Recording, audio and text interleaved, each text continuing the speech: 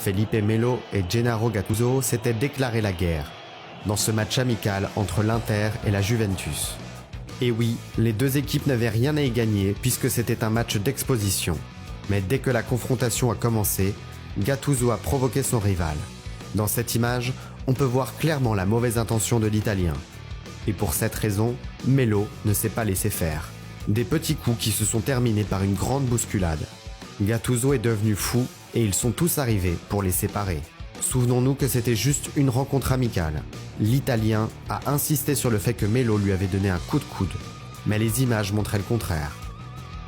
Et la tension a continué de grimper, jusqu'à ce qu'il se serre la main de cette manière très particulière, avec une démonstration de qui avait le plus de force.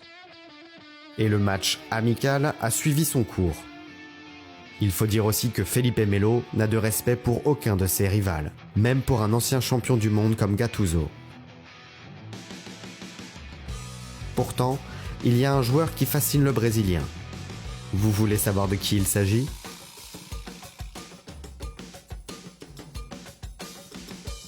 Messi no es de hablar mucho en el partido, ¿no? Messi es un chico igual especial porque si le pegan una patada, se levanta y viene por otra patada, ¿sabes? No tiene miedo. Por eso es para mí, está entre los 3 mejores en la historia del fútbol que he visto jugar.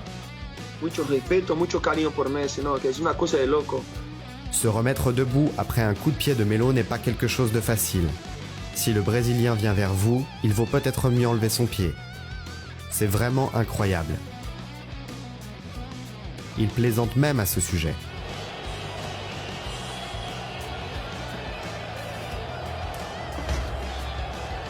Mais ce n'est pas toujours une blague. Car il y a des moments où il perd vraiment le contrôle. Melo n'a pas peur de faire face à une équipe complète. Même si la police doit intervenir, et même s'ils doivent aller le chercher jusque dans les vestiaires. Mais les crises de rage de Melo ont parfois une explication. Sobretudo o cara que fez o gol desse estava me chamando de macaco. Durante muito tempo ele ficou me chamando de macaco. Macaco pra lá, macaco pra cá.